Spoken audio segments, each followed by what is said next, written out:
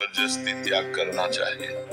सब सती का और महाराज जी देवी में विशेष भक्ति है महाराज जी, किंतु तामसिक भोजन से मन नहीं हटता, साथ ही कुछ गलत देखकर क्रोध भी अधिक आता है। तामसिक भोजन का जबरदस्ती त्याग करना चाहिए। मन भले चला जाए तो हम उसको खाएं ना, नहीं तो फिर भक्ति एक नाटक बनकर रह जाएगा। आप जैसे मांस खाओ, अंडा खाओ, प्याज लहसुन पाओ, गंदा भोजन, तो ये फिर वो भक्ति नाटक रह जाएगी। भक्ति में थोड़ा भी व्यसन, थोड़ा भी गलत भोजन हमारी बुद्धि को भ्रष्ट कर देगा, चकरा देगा, भगवान की तरफ नहीं लगने देगा। तो ये जो लोग ऐसा मलिन आहार करते हैं तो फिर शुद्ध विचार आ ही नहीं सकते। शुद्ध विचार, शुद्ध भाव। अब जैसे हमसे आप बात ना करो तो बात कर रहे हो, हम अपने आनंद को छोड़कर आपसे बात कर रहे हैं।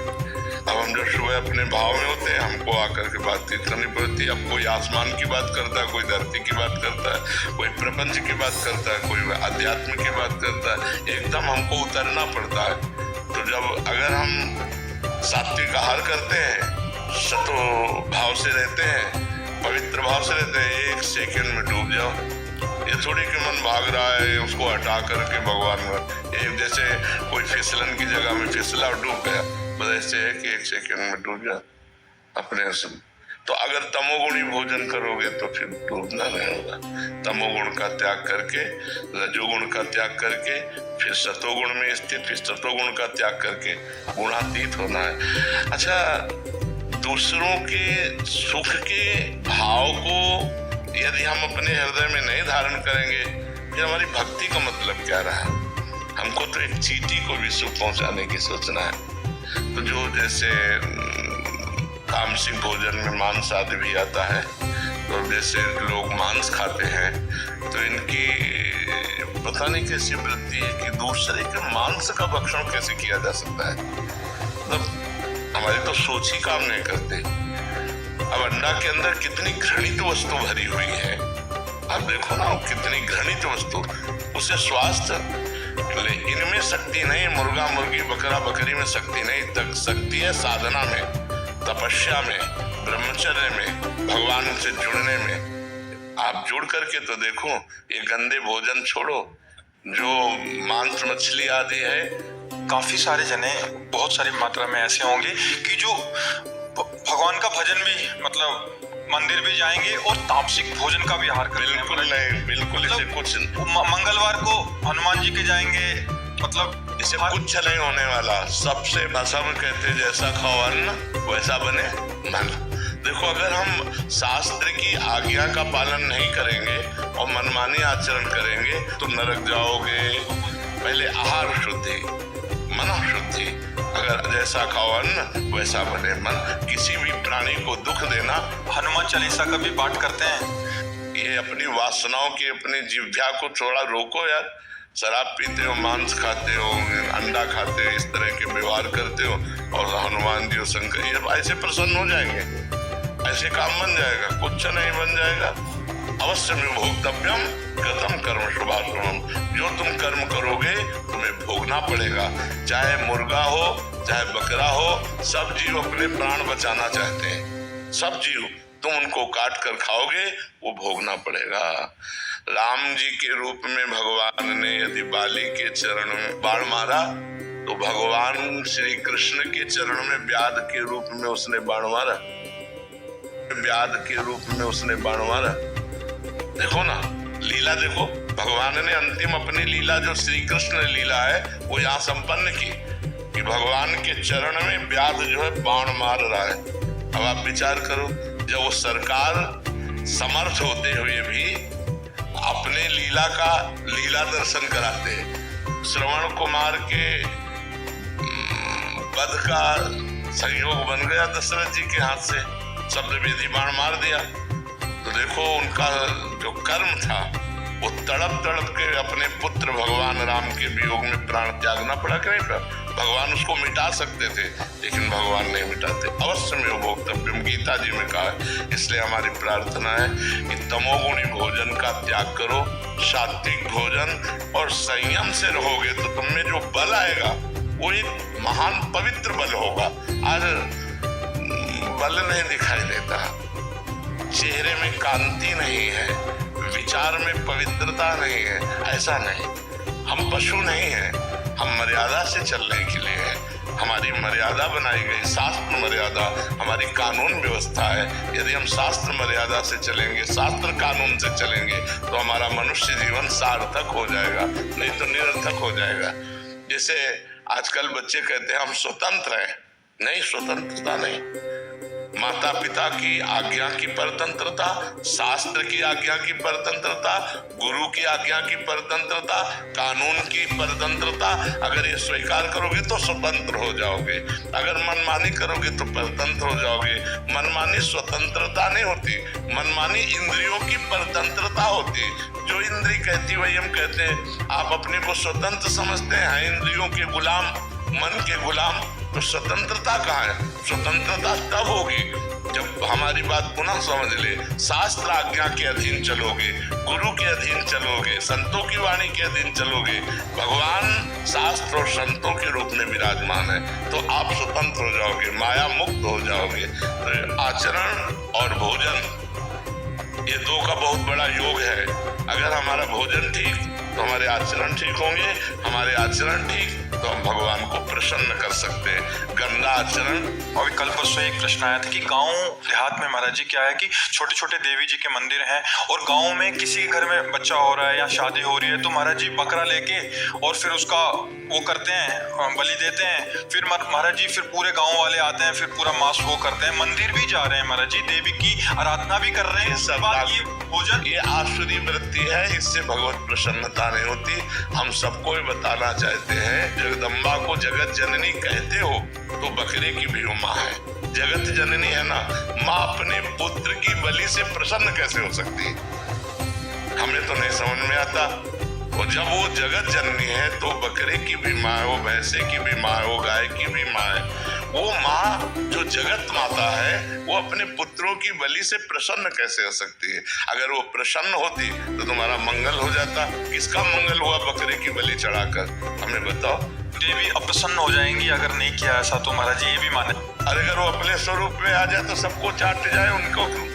वो तो महाकाली है, महाकाल स्वरूप भी है, तो वो दुष्टों का संहार करने के लिए रूप माता जी ने धारण किया।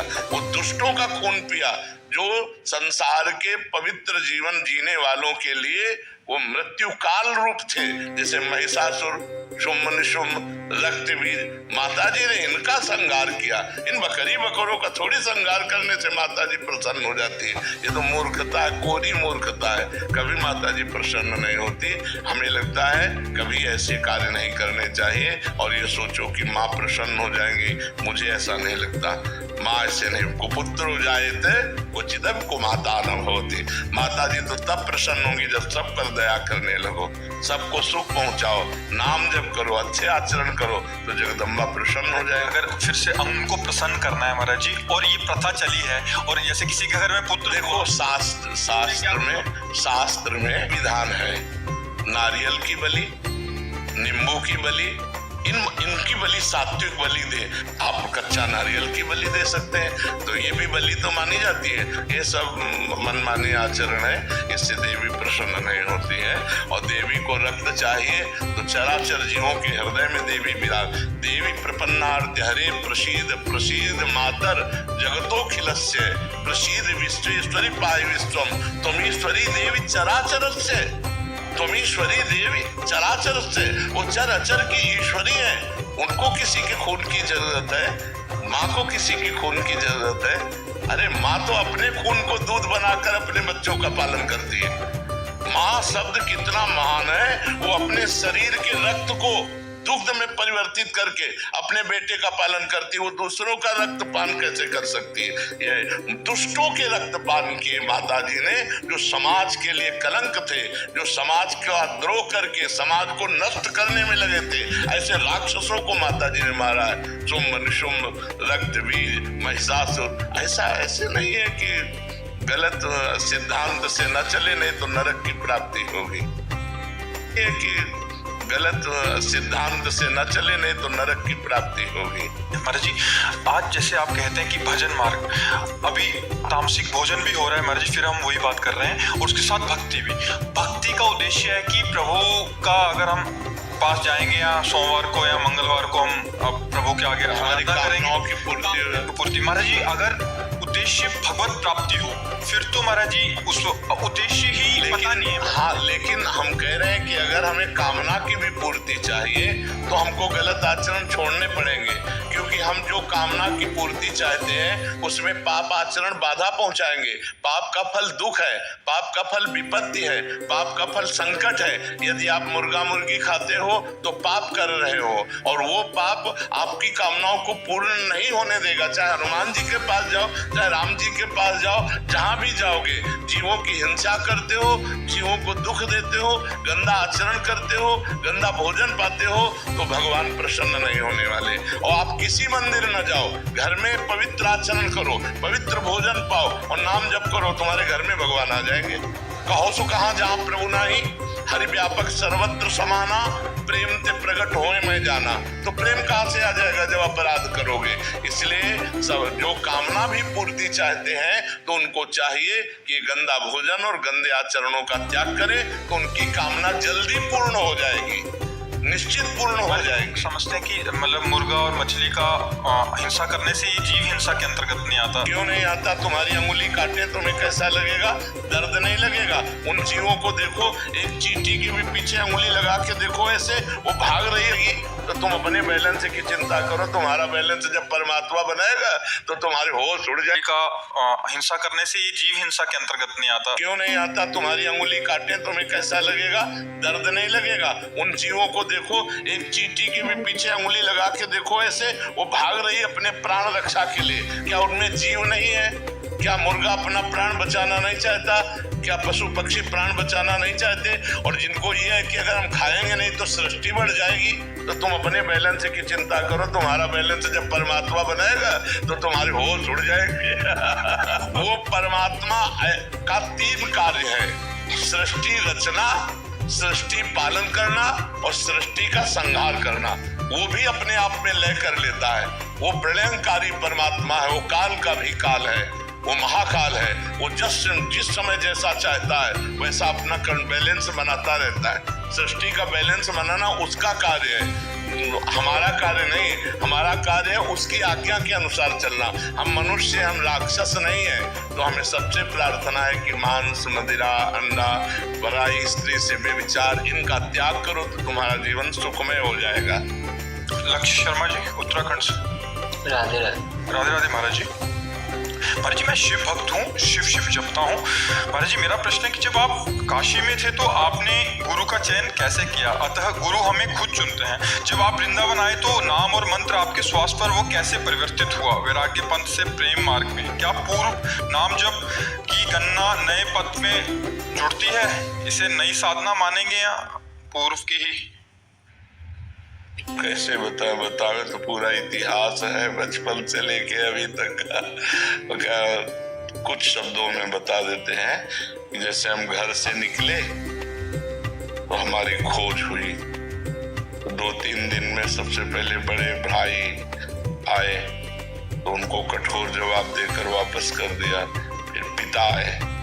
पिताजी बहुत कड़क स्वभाव के थे, कठोर स्वभाव उनका था, शासन बिल्कुल सत्य, धर्मात्मा, नंगे पैर हल जोत। लहर पांडे जी, श्री हरिवंश महाराज जी। महाराज जी, कृपा करके बताएं कि जीवन में आध्यात्मिक उन्नति, कल्याण और आत्मिक शुद्धि के लिए दिशाओं का भी महत्व है क्या? इसका तात्विक आधार है क्या? सब दिशाएं गोविंद की हैं। भाव कुभाव अनक आलस हूँ, नाम जपत मंगल दिशी दसहु। 10 दिशाओं में उसका मंगल होगा। चाहे भाव से जपो चाहे कुभाव से भगवान का नाम जप करते हो तो हर दिशा मंगलमयी है। और भगवान से विमुख हो तो मंगलमयी दिशाएं भी आपको दुख देंगी, मंगलमय ग्रह नक्षत्र भी आपको अशांत कर देंगे। और अगर अमंगल दृष्टि है, ग्रहों की और भगवान की शरण में हो तो परम मंगल होगा। कोई ग्रह नक्षत्र दिशा तिथि वार ये हमारा मंगल नहीं कर सकती यदि मंगल भवन भगवान के चिंतन में हमें। खास बात है भगवान का नाम गुणगान, नाम चिंतन, गुणों का गायन करना, चाहे जिस दिशा में हो चाहे विदिशा